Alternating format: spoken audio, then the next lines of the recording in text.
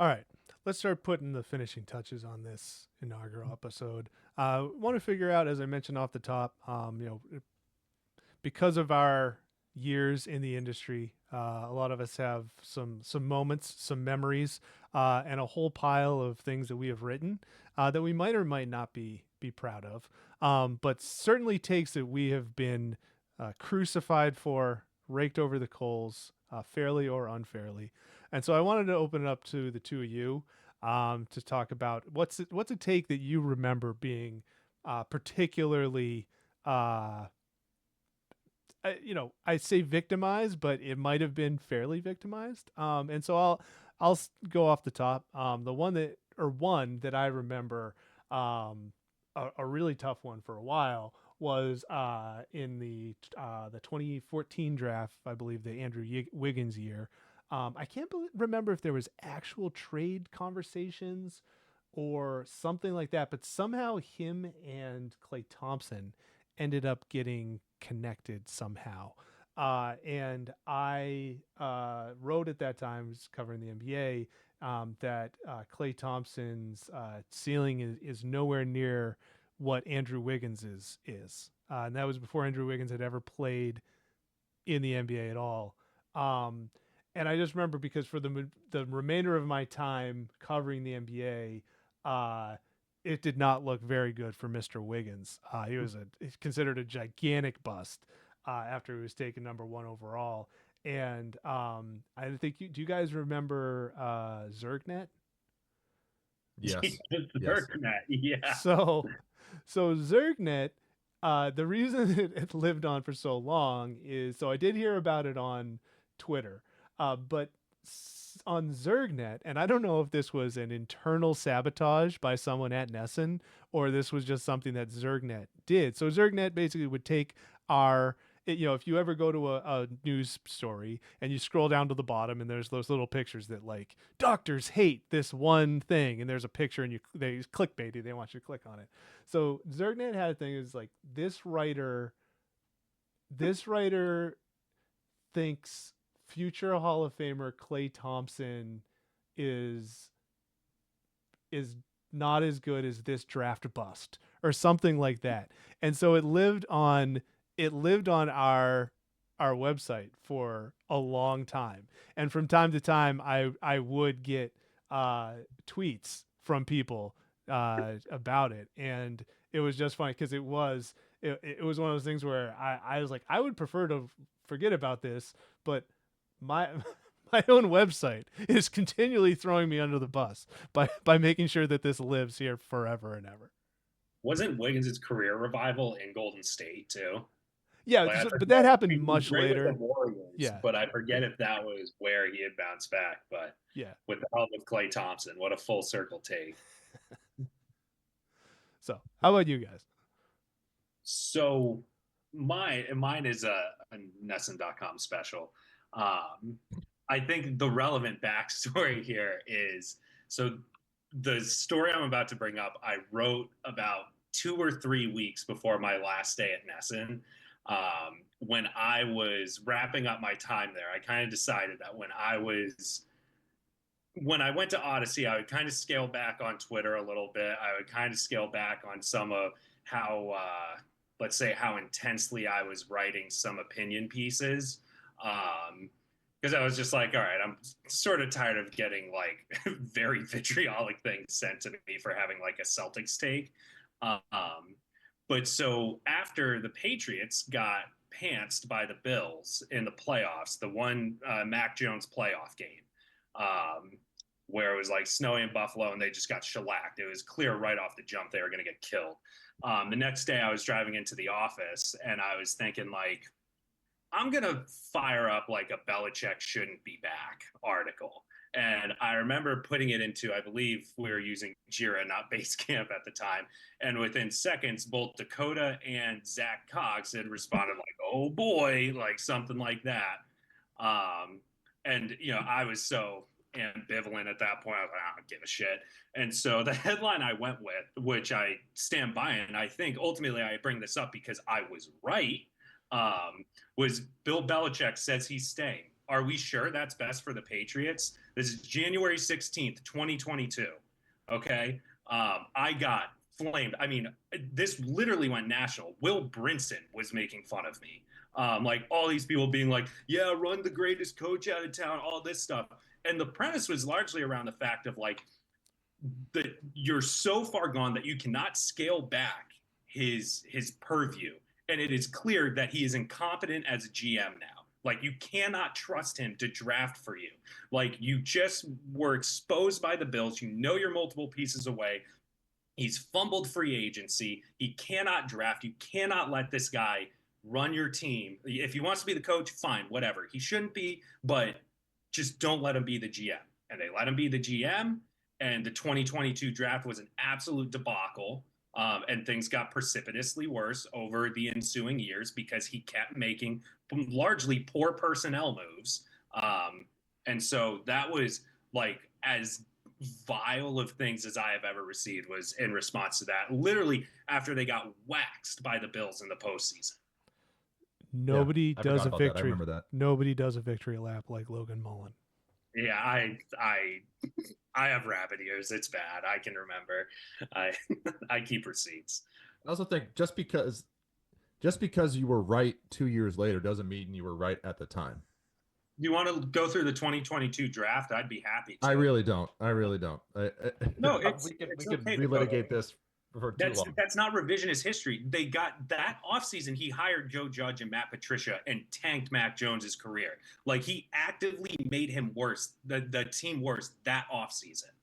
Yeah, that doesn't mean I'm not doing this. I'm not doing this. And they proceeded to draft Cole Strange, Tyquan Thornton, Marcus Jones, Jack Jones, Pierre Strong, Bailey Zappi, Kevin Harris, Sam Roberts, Chasen Hines, and Andrew Stuber. And that take was wrong at the time. It was right in the moment, and it's right now. Okay, I don't want to relitigate the past. What I'm interested in here, what I'm interested in, is the insults. Yeah. I should have pulled more of them. I don't have my Twitter handy right now. Most of them, at that point, I had already been established as something of a pariah for like Patriots takes. And so there were a handful of like that corner of the internet who just like, I wrote something about the Patriots. They're just like, oh, this effing guy again. And so it was a lot of just like asshole, dickhead, like, you know, that kind of stuff. You know, more words than I care to use, but and then like actual writers like mocking it too. And it's like I knew it was going out on a limb in a way. I did not think it was as far-fetched as people seem to think it was. All right. Should I do mine? I'm curious. This was tough. There were a few I could do. I remember the same weird internet cult that used to rake me over the coals like my first week on the beat because I sent out a reaction to a Sony Michel trade that admittedly I think it wasn't the most like nuanced or greatest take I've ever had, and so those people killed me for that one. You know, I've been killed for maintaining that we still don't know whether the Red Sox were wrong to trade Mookie Betts, and I stand by that. We still don't know if that was the wrong move. We're gonna find out here going forward.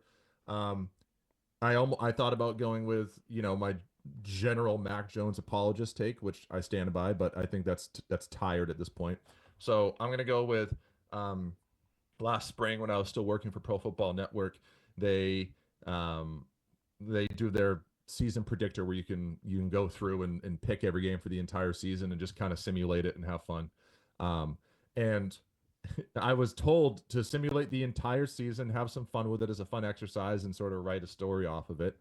And I remember I wrote it when my flight home from Orlando was delayed like 5 hours. So I was exhausted and I kind of was like, I had this F this attitude and I just started like kind of going off the rails with it. And included in that was, you know, I had the Commanders finishing like 2-15 and the Titans finishing like 1-16 and the Patriots finishing 9-8. And I got. What were some of the wins you had?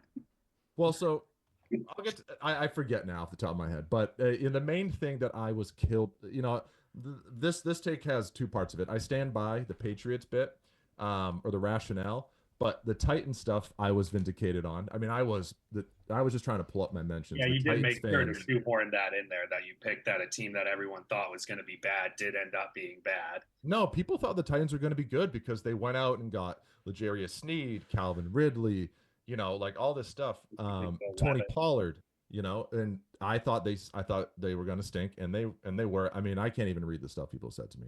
It was as vile as it gets on Twitter. Um, but as far as the Patriots side of it, my rationale at the time was what I really thought is they were going to be like a 7-win team, and then I added two just for the sake of fun, bold prediction because I didn't think it was that crazy. And my thought process was the team the previous season won 4 games and were in, they lost like 5 or so one-score games. They were right there in a lot of them, and in a lot of cases they lost because of inept quarterback play with crucial turnovers in key spots.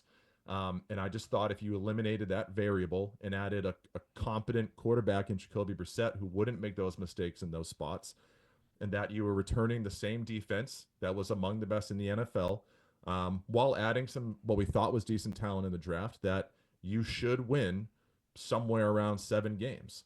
And so I stand by that rationale at the time, but obviously things changed when Christian Barmore had the blood clots, and then they traded Matthew Judon, and David Andrews got hurt. But I think the biggest thing that I miscalculated was how bad the coaching was. I mean, that ended up being the chink in the armor of that take, is the coaching just wasn't nearly good enough. I didn't think it was going to be that far of a downgrade, and it was. But I think how many games did they end up winning? To win 7 games back then was perfectly reasonable. How many games did they end up winning? 3. No, 4. They won 4 again. That's right. The one thing I will give you is they were in a lot of games though. They lost a lot of one-score games. You could squint again and see a 7-win team. No, you couldn't. But yes, they. The one thing I will give you is that I thought the defense. Yeah, I'm squinting hard, and you know what? I see a 5-win team at best. But the one thing I will concede is that I was surprised the defense was as bad as they were, but that is something that happens when your offense can't stay on the field. Jacoby Brissett was competent, but that guy should have learned how to throw the ball away more. Like sometimes I'd watch him just take a beating, and it's like, hey man, like this team stinks. You don't have to just stand in there and take that. Like get out of the pocket and throw it away. But I just think, well, I mean, if Jalen Polk gets his foot down against Miami, if Mayo goes with the right wind in overtime against the Titans, if Joey Sly doesn't miss the field goal against the Jaguars, I mean, those are all like right there. Either way, those are 3 wins right there, and all of a sudden they're at 7. Sure, and but ultimately those are systemic problems, right? Like you're talking. But are they? Are they? Or I think that's a fun narrative that people like to say as well. Losing teams lose in those spots, winning teams win in those spots.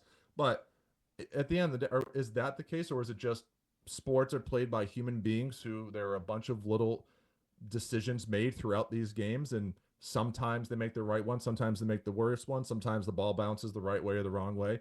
And when Jalen Polk doesn't catch a pass all year, I'm not going to expect him late in the game to be able to get both feet down and make a play. He wasn't that bad up until that point. Well, I mean, I'm not going to sit here and defend you. Yeah, I will give you the floor to defend Jalen Polk if you want. He was arguably their best player in training camp. I swear to God. He was not maybe not being the best player in the training camp of a 3-win team.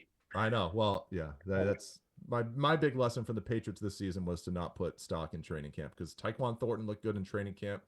Jalen Polk looked excellent in training camp, and none of it mattered. So I'm done buying into what I see in training camp practices. That's for sure.